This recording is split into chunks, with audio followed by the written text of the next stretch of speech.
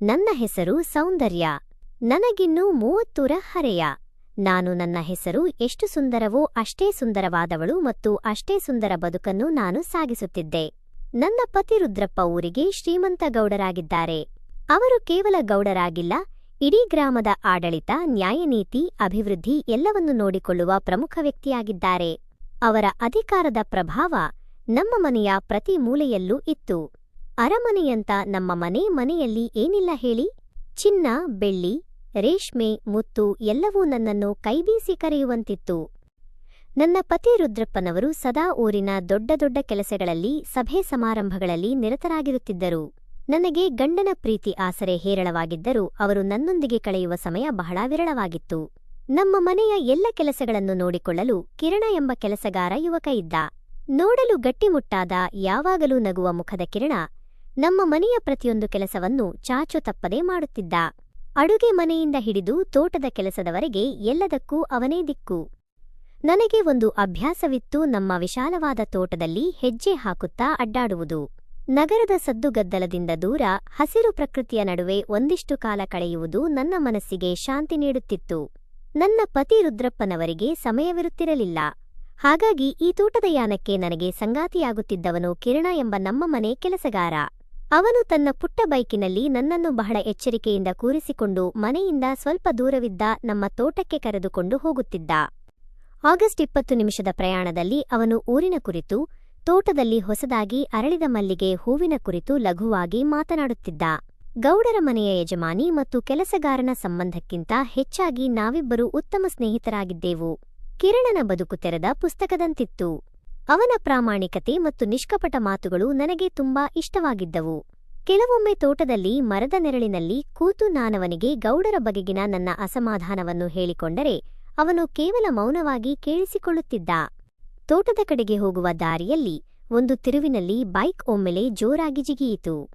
ಆಕಸ್ಮಿಕವಾಗಿ ನಾನು ನನ್ನ 2 ಕೈಗಳಿಂದ ಅವನ ಸೊಂಟವನ್ನು ಗಟ್ಟಿಯಾಗಿ ಹಿಡಿದುಕೊಂಡೆ. ನನಗೆ ಗಾಬರಿಯಾಗಿತ್ತು. ಅವನು ಬೈಕ್ ನಿಲ್ಲಿಸಿ ಹಿಂದಿರುಗಿ ನೋಡದೆ ನಕ್ಕ. ಮೇಡಂ, ರಸ್ತೆ ಸರಿಯಿಲ್ಲ. ನೀವು ಗಟ್ಟಿಯಾಗಿ ಹಿಡಿದುಕೊಂಡರೆ ನನಗೂ ಚಲೋವಾಗುತ್ತೆ. ಅವನ ಆ ನಿರಾಳ ಮಾತು ನನಗೆ ಹಿಡಿಸಿತು.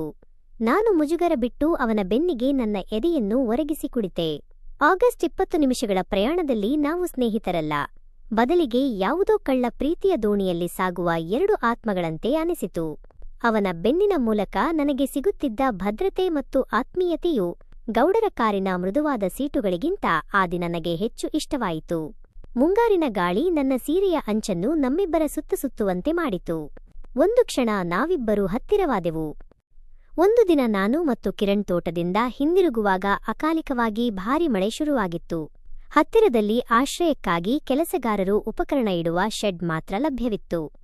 ನಾವು ಇಬ್ಬರು ಮಳೆಯಿಂದ ರಕ್ಷಣೆ ಪಡೆಯಲು ಒಳಗೆ ಹೋದೆವು. ಆ ಶೆಡ್ನೊಳಗೆ ಕತ್ತಲು, ಹೊರಗೆ ಸುರಿಯುವ ಮಳೆಯ ಶಬ್ದ ನಮ್ಮಿಬ್ಬರ ಏಕೈಕ ಸಂಗಾತಿಯಾಗಿತ್ತು. ನನ್ನ ರೇಷ್ಮೆ ಸೀರೆ ಸಂಪೂರ್ಣ ನೆನೆದಿತ್ತು. ಮಳೆಗಾಳಿಗೆ ನಡುಗುತ್ತಿದ್ದ ನನ್ನನ್ನು ನೋಡಿ ಕಿರಣ್ ತನ್ನ ಮೈಮೇಲಿದ್ದ ಒದ್ದೆಯಾದ ಹಳೆಯ ಶರ್ಟನ್ನು ತೆಗೆದು ಬದಿಗಿಟ್ಟ.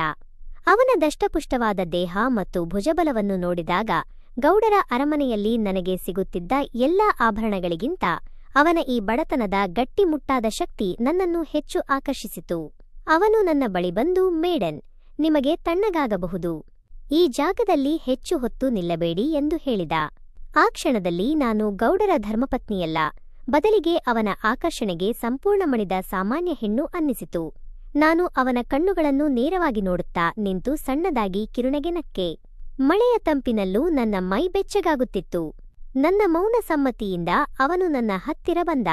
ಮುತ್ತಿಗೆ ಹಸಿದ ಬಾಲಕನಂತೆ ಅವನು ನನ್ನ ಕೆನ್ನೆಯನ್ನು ಸ್ಪರ್ಶಿಸಿ ಆಮೇಲೆ ನನ್ನ ತುಟಿಗಳನ್ನು ಮುತ್ತಿಟ್ಟ. ಅದು ಕೇವಲ ಒಂದು ಸ್ಪರ್ಶವಿರಲಿಲ್ಲ. ನನ್ನ ಪತಿಯಿಂದ ದೀರ್ಘಕಾಲದವರೆಗೆ ಕಳೆದುಕೊಂಡಿದ್ದ ಪ್ರೇಮ ಮತ್ತು ಪ್ರೀತಿಯ ಆಕರ್ಷಣೆಯ ಅಭಿವ್ಯಕ್ತಿಯಾಗಿತ್ತು. ಆ ದಿನ ಆ ಶೆಡ್ನಲ್ಲಿ ಬರೀ ಮಳೆ ಮಾತ್ರ ಸುರಿಯುತ್ತಿರಲಿಲ್ಲ, ನಮ್ಮಿಬ್ಬರ ನಡುವೆ ಒಂದು ನಿಷಿದ್ಧ ನಂಬಿಕೆಯ ಗೋಡೆ ಕೂಡ ಕುಸಿಯುತ್ತಿತ್ತು. ಒಂದು ದಿನ ನಾನು ತೋಟದ ಹೂಗಳ ಸೌಂದರ್ಯದಲ್ಲಿ ಮುಳುಗಿದ್ದಾಗ ತೋಟದ ಬಾವಿಯ ಬಳಿ ಪಾಚಿಯ ಮೇಲೆ ನನ್ನ ಕಾಲು ಜಾರಿತು. ಕಿರಣ್ ಎಂದು ಕಣ್ಣು ಮುಚ್ಚುವಷ್ಟರಲ್ಲಿ ಕಿರಣ್ ತನ್ನ ಕೈಯಲ್ಲಿ ನೀರು ಹಿಡಿದಿದ್ದ ಬಕೆಟನ್ನು ಬಿಟ್ಟು ಮಿಂಚಿನ ವೇಗದಲ್ಲಿ ನನ್ನ ತಡೆದ. ಅವನು ನನ್ನನ್ನು ಹಿಡಿದಾಗ ನನ್ನ ಸೊಂಟದ ಸುತ್ತ ಅವನ ಗಟ್ಟಿಮುಟ್ಟಾದ ತೋಳುಗಳು ಬಲವಾಗಿ ಸುತ್ತಿಕೊಂಡಿದ್ದವು. ನಾನು ಅವನ ಎದೆಗೆ ತಾಗಿ ನಿಂತಿದ್ದೆ. ಇಬ್ಬರ ಉಸಿರಾಟವು ನಿಂತಂತಾಗಿತ್ತು. ಅರಮನೆಯಂತಹ ನಮ್ಮ ಮನೆಯಲ್ಲಿ ನನಗೆ ಅಲಭ್ಯವಾಗಿದ್ದ ಆ ಉಷ್ಣತೆ, ಆಸರೆ ಅವನ ದೇಹದಿಂದ ನನಗೆ ಸಿಗುತ್ತಿತ್ತು. ಅವನು ನಿಧಾನವಾಗಿ ನನ್ನನ್ನು ಮೇಲಕ್ಕೆ ಎತ್ತಿ ನಿಲ್ಲಿಸಿದ. ನಮ್ಮ ಕಣ್ಣುಗಳು ಪರಸ್ಪರ ಒಂದಾದವು. ಆ ಕ್ಷಣದ ಮೌನವು ಗೌಡರ ಮನೆಯ ಯಾವ ರೇಷ್ಮೆ ಸೀರೆಯ ಸದ್ದುಗಿಂತಲೂ ಜೋರಾಗಿತ್ತು. ಮೇಡನ್, ಜಾಗ್ರತೆ ಎಂದು ಅವನು ಸಣ್ಣದಾಗಿ ನುಡಿದಾಗ ಅವನ ಮುಖದಲ್ಲಿ ಆತಂಕಕ್ಕಿಂತ ಹೆಚ್ಚಾಗಿ ಆಳವಾದ ಆಕರ್ಷಣೆ ಇತ್ತು. ನಾನು ತಕ್ಷಣ ಎಲ್ಲವನ್ನೂ ಸರಿಪಡಿಸಿಕೊಂಡು ನಕ್ಕರೂ ನನ್ನ ಮನಸ್ಸು ಆ ಸ್ಪರ್ಶವನ್ನು ಮರೆಯಲಾಗಲಿಲ್ಲ. ಒಂದು ದಿನ ಊರಿನ ದೇವಸ್ಥಾನದಲ್ಲಿ ದೊಡ್ಡ ಪೂಜೆ ಏರ್ಪಾಡಾಗಿತ್ತು.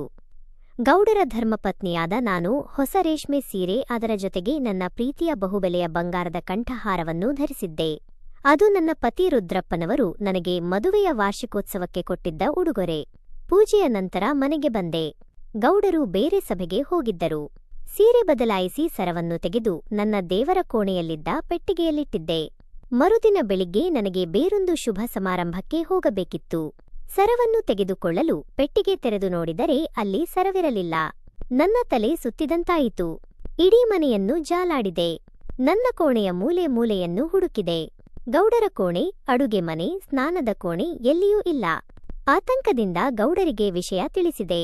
ಅವರು ಸಿಡಿಮಿಡಿಗೊಂಡರು. ಬಂಗಾರ ಕಳ್ಳತನವಾಗಿದೆ. ರುದ್ರಪ್ಪ ಗೌಡರ ಮನೆಯಲ್ಲೇ ಕಳ್ಳತನ. ಇದೆಲ್ಲ ಹೇಗಾಯಿತು ಸೌಂದರ್ಯ ಎಂದು ಕೂಗಾಡಿದರು. ಮನೆಯ ಕೆಲಸಗಾರರತ್ತ ಅವರ ಅನುಮಾನದ ದೃಷ್ಟಿ ನೆಟ್ಟಿತು. ಕಿರಣ್, ನೀನು ನಿನ್ನೆ ರಾತ್ರಿ ನನ್ನ ಕೋಣೆಯತ್ತ ಬಂದಿದ್ದೀಯಾ ಎಂದು ಗೌಡರು ಗದರಿಸಿದರು. ಕಿರಣ್ ಭಯದಿಂದ, ಇಲ್ಲ ಗೌಡರೇ, ನಿನ್ನೆ ರಾತ್ರಿ ನಾನು ಅಡುಗೆ ಮನೆಯಿಂದ ಹೊರಬಂದಿಲ್ಲ. ಮೇಡಂ, ಮತ್ತೆ ನಾನು ಪೂಜೆಯಿಂದ ಬಂದ ಮೇಲೆ ನಾನು ಊಟ ಮುಗಿಸಿ ಹೊರಗಿನ ಕೋಣೆಯಲ್ಲಿ ಮಲಗಿಕೊಂಡೆ ಎಂದು ನಡುಗುತ್ತಾ ಹೇಳಿದ. ರುದ್ರಪ್ಪನವರು ತಕ್ಷಣ ಪೊಲೀಸರಿಗೆ ತಿಳಿಸುವ ಬದಲು ಮೊದಲು ನಾವೇ ಹುಡುಕೋಣ. ಮಲ್ಲಮ್ಮ, ನೀನು ಇಡೀ ಮನೆಯನ್ನು ಚೆಕ್ ಮಾಡು ಎಂದು ಮನೆಗೆಲಸದ ಹಳೆಯ ಮಹಿಳೆಗೆ ಹೇಳಿದರು. ಮಲ್ಲಮ್ಮನವರು ಎಲ್ಲರ ವಸ್ತುಗಳನ್ನು ಪರೀಕ್ಷಿಸಲು ಪ್ರಾರಂಭಿಸಿದರು. ಕಿರಣನ ಪಾಳಿಯು ಬಂದಾಗ ಅವನು ಮುಜುಗರದಿಂದ ತನ್ನ ಹಳೆಯ ಬ್ಯಾಗನ್ನು ಹಿಡಿದ. ಅದು ಅವನ ಹಳೆಯ ಬಟ್ಟೆಗಳು ಮತ್ತು ಕೆಲವು ಪುಸ್ತಕಗಳಿದ್ದ ಬ್ಯಾಗ್ ಆಗಿತ್ತು. ಬ್ಯಾಗ್ ತೆರೆದು ಹಳೆಯ ಪಂಚೆಯನ್ನು ತೆಗೆದಾಗ ಏನೋ ಮಿಂಚಿದಂತಾಯಿತು. ಅಲ್ಲಿದೆ. ಎಲ್ಲರೂ ಬೆರಗುಗೊಳ್ಳುವ ದೃಶ್ಯ. ನಮ್ಮ ಪ್ರೀತಿಯ ಬಂಗಾರದ ಕಂಠಹಾರವು ಕಿರಣನ ಹಳೆಯ ಬಟ್ಟೆಗಳ ಮಧ್ಯೆ ಇತ್ತು. ನನ್ನ ಕಾಲ ಕೆಳಗಿನ ಭೂಮಿ ಕುಸಿದಂತಾಯಿತು. ನನ್ನ ಸ್ನೇಹಿತ, ನನ್ನ ನಂಬಿಕೆ. ನನ್ನ ಮನಸ್ಸಿನಲ್ಲಿ ಆ ಕ್ಷಣದಲ್ಲಿ ಸಾವಿರಾರು ಪ್ರಶ್ನೆಗಳು ಮೂಡಿದವು. ಕಿರಣ, ನೀನು ಎಂದು ನಾನು ದುಃಖದಿಂದ ಕೇಳಿದೆ. ಕಿರಣನ ಮುಖ ಬೆವರಳಿದಂತಿತ್ತು. ಅವನ ಕಣ್ಣುಗಳಲ್ಲಿ ಗಾಬರಿ, ದುಃಖ ಮತ್ತು ಒಂದು ರೀತಿಯ ಮೌನವಾದ ಆಳವಾದ ನೋವು ಇತ್ತು. ಅವನು ಯಾವುದನ್ನೂ ಮಾತನಾಡಲಿಲ್ಲ, ತಲೆ ತಗ್ಗಿಸಿದ. ಗೌಡರ ಕೋಪ ಆಕಾಶಕ್ಕೆರಿತು. ದುರುಳ, ಅಲ್ಪಸಂತುಷ್ಟ, ನಿನಗೆ ನಮ್ಮ ಮನೆಯಲ್ಲಿ ಅನ್ನ ಹಾಕಿ ಸಾಕಿದರೆ ನೀನು ನಮ್ಮ ಮನೆಯನ್ನೇ ಕೊಳ್ಳೆ ಹೊಡೆಯಲು ಬಂದೆಯಾ? ನಿನ್ನ ಪ್ರಾಮಾಣಿಕತೆಯ ಮುಖವಾಡವನ್ನು ಇಷ್ಟು ದಿನ ನಂಬಿದ ನಮಗೆ ನಾಚಿಕೆಯಾಗಬೇಕು ಎಂದು ಗುಡುಗಿದರು. ಯಾವುದೇ ವಿಚಾರಣೆ, ಸಮರ್ಥನೆ, ಪ್ರಶ್ನೆಗಳಿಲ್ಲದೆ ಗೌಡರು ಅದೇ ಕ್ಷಣದಲ್ಲಿ ಪೊಲೀಸರಿಗೆ ಕರೆ ಮಾಡಿದರು. ಆದರೆ ನಂತರ ವಿಷಯ ಊರಿನಲ್ಲಿ ದೊಡ್ಡದಾಗುವುದು ಬೇಡ ಎಂದು ತೀರ್ಮಾನಿಸಿ ಪೊಲೀಸರ ಬದಲು ಅವನಿಗೆ ತಾವೇ ಕಠಿಣ ಶಿಕ್ಷೆಯನ್ನು ನೀಡಿದರು. ಇದೇ ಕ್ಷಣ ನಿನ್ನ ಸಾಮಾನುಗಳನ್ನು ತೆಗೆದುಕೊಂಡು ಹೊರಟು ಹೋಗು. ನೀನು ಈ ಮನೆಯ ನೆಲವನ್ನು ತುಳಿಯಬಾರದು. ಇನ್ನೆಂದೂ ಈ ಊರಿನಲ್ಲಿ ನಿನ್ನ ಮುಖ ನನಗೆ ಕಾಣಬಾರದು ಎಂದು ಗೌಡರು ಆಜ್ಞಾಪಿಸಿದರು. ಕಿರಣ್ ತನ್ನ ಬ್ಯಾಗ್ ಮತ್ತು ಕಳುವಾದ ಸರವನ್ನು ಹಿಡಿದು ಮೌನವಾಗಿ ಒಮ್ಮೆ ನನ್ನತ್ತ ನೋಡಿ ಹೊರಟು ಹೋದ. ಅವನ ಆ ನೋಟದಲ್ಲಿ ಕ್ಷಮೆಯಾಚನೆ ಇತ್ತೋ ಅಥವಾ ನನ್ನನ್ನು ತಡೆಯಲು ನನ್ನಿಂದ ಒಂದು ಮಾತಿಗಾಗಿ ಅವನು ಕಾಯುತ್ತಿದ್ದನೋ ನನಗೆ ಇಂದಿಗೂ ಗೊತ್ತಿಲ್ಲ. ಅವನ ನಿರ್ಗಮನದ ನಂತರ ಮನೆಯಲ್ಲಿ ಎಲ್ಲವೂ ಹಿಂದಿನಂತೆಯೇ ಇತ್ತು. ಸಂಪತ್ತು, ಐಶ್ವರ್ಯ, ಕೆಲಸದವರು. ಆದರೆ ನನ್ನ ಪತಿಯ ದೊಡ್ಡ ಗೌಡಿಕೆಯ ನಡುವೆಯೂ ನನಗೆ ಒಂದು ದೊಡ್ಡ ಶೂನ್ಯತೆ ಆವರಿಸಿತು. ಆ ಬಂಗಾರದ ಸರ ನನ್ನ ಕುತ್ತಿಗೆಯಲ್ಲಿದ್ದರೂ ನನ್ನ ನಂಬಿಕೆಯ ಎಳೆಯು ಶಾಶ್ವತವಾಗಿ ಕತ್ತರಿಸಲ್ಪಟ್ಟಿತ್ತು. ಕೆಲಸಗಾರನಾಗಿದ್ದರೂ ನನ್ನ ಸ್ನೇಹಿತನಾಗಿದ್ದ ಕಿರಣನು ಕಳ್ಳನಾಗಿ ನನ್ನ ಬದುಕಿನಿಂದ ಸಂಪೂರ್ಣವಾಗಿ ತೆಗೆದು ಹಾಕಲ್ಪಟ್ಟನು. ಇದು ಕಥೆಯ ಮೊದಲ ಭಾಗ. ಇನ್ನು ಕಮೆಂಟ್ನಲ್ಲಿ ರೆಸ್ಪಾನ್ಸ್ ಚೆನ್ನಾಗಿ ಬಂದರೆ ಎರಡನೇ ಭಾಗವನ್ನು ಬೇಗ ಬರೆದು ಹಾಕುತ್ತೇನೆ. ನಮಸ್ಕಾರಗಳು.